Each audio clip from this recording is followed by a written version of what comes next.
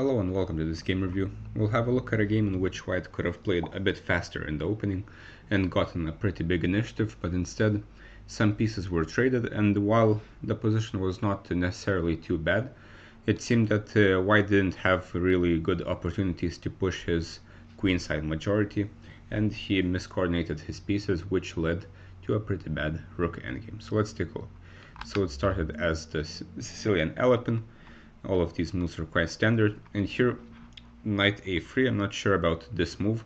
Generally white will at some point have to play d4, so there's not really any point in putting this off for later, so probably d4 is a bit better. Okay, knight a3, bishop to g4, and here we should probably continue development with something more active than bishop e2, maybe here, though it is likely that we could get some kind of endgame like this, which is not necessarily bad for white. If he gets developed, he will have the bishop pair, he will have a pretty good king, but maybe it's not ideal. Maybe already knight a3 was a bit inaccurate, though it was played quite quickly, so I assume it was preparation. So bishop e2, knight f6, now knight b5. Generally this is kind of the point of going to knight a3 to put the knight on b5 and hopefully to d4, but this is kind of the wrong way to do it. Usually we have to play first d4, and after black takes, then we play knight b5, with the idea to then recapture on d4. For example, here we can do this, and this is kind of what we wanted. Instead, after knight b5 and queen d8, after d4, black could have played this move a6, and now we cannot recapture here, so the knight would have to go back to a3. Anyway, cd was played, and here white could have improved upon his play by developing a piece with tempo, and this is a generally useful rule to know in all of chess.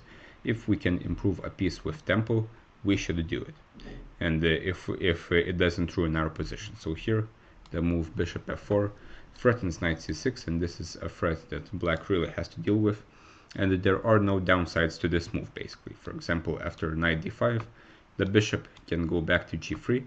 The pawn cannot take here because of some simple tactics with queen d5. And if there is nothing wrong with the move, if black has to play, for example, rook c8, then now we can carry on with what we were planning, like taking here with one knight or the other, and white should be a bit better, as bishop f4 is better and more useful than rook c8. So okay, knight f takes d4, now some trades happen, e6, bishop f4, and a6. This move seems a bit useless, unless I guess stopping knight b5, but black could have just developed, and knight b5 isn't really a big issue because of castling. So a6, and now white missed the big opportunity, which was to castle queenside, and we have to understand what the point of this is. So of course here white is not going to push his queenside majority anymore. Now the plan is quite different. Now white is going to attack, he is going to look for an initiative, and it makes sense as white currently has 5 pieces developed against black's 1. So it makes sense to be as aggressive as possible to create threats, and for example now knight e6 is the big threat, and the difference with rook d1 is that we get the king out of the center with tempo, and rook e1 can come next in one move instead of castling and then rook e1.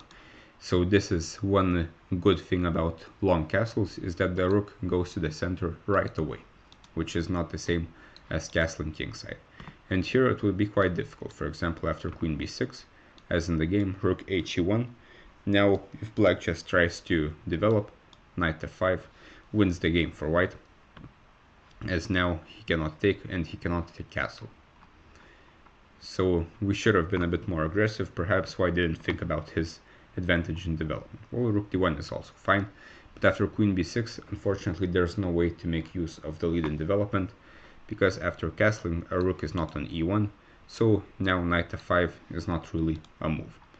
So now we push around some pieces, we improve them, and here bishop e5 is a strange move, as knight g4 simply attacks back the bishop.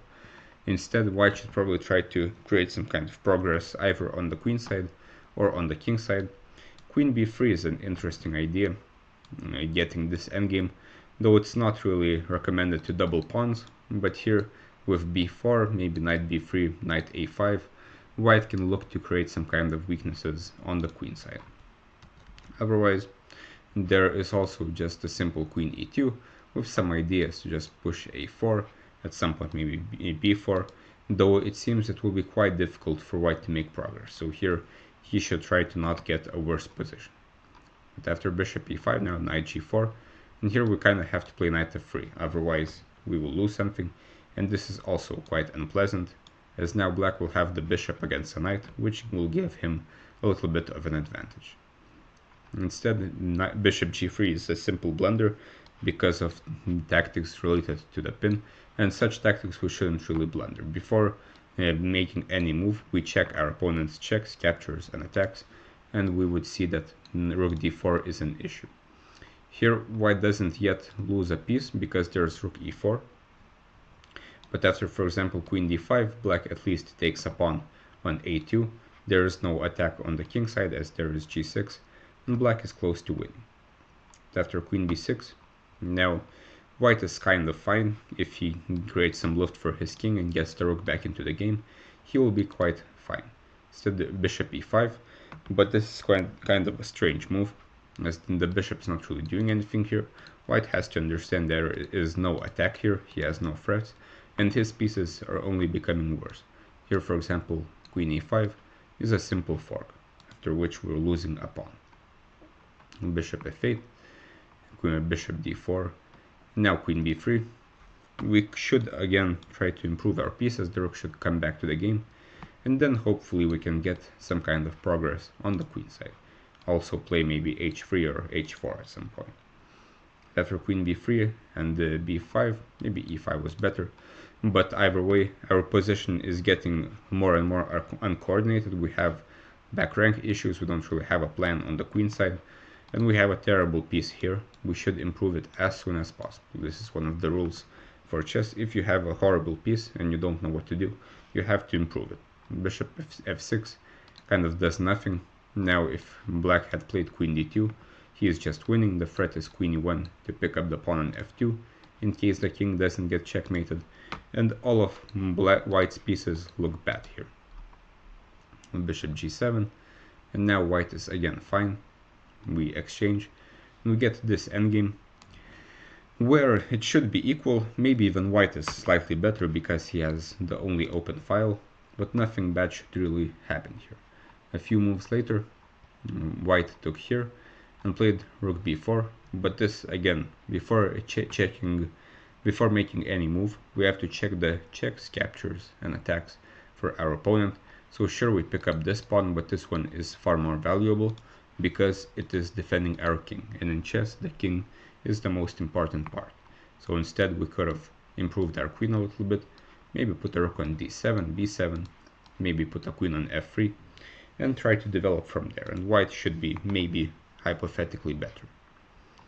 But after this, now after queen d1 and queen c5, white is close to lost because black has this new kingside majority of 4 against 2, which means black has the potential to create 2 connected fast pawns, which will be winning in any endgame, especially a rook endgame.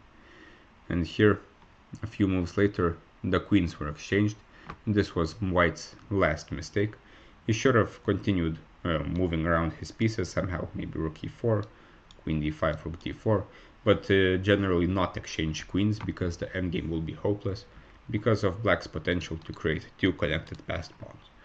And this is what happens, and from here black wins quite easily. And a few moves later, black pushes his pawns, he brings the king in, and here rook c2 was the worst and the last mistake. Here at least if b4, then at least we have our pawn kind of moving. Maybe we can get our king to c4 somehow and get some kind of counterplay, but with the pawn on b2, the position is now hopeless, and black just invited his king in and pushed the pawns. Nothing really happened, our pawn is on b2, so we don't really have any chances. So in this game, white kind of misplayed the opening. There were some chances to create a very serious counterplay with castling queenside, and the whole point of castling in this position was not exactly to bring the king to a safe position, but more so to get it out of the way for the other rook, and here time was of the essence. This is one of the opening principles. If our opponent is not developing pieces, we should develop as fast as possible and try to create attacking chances.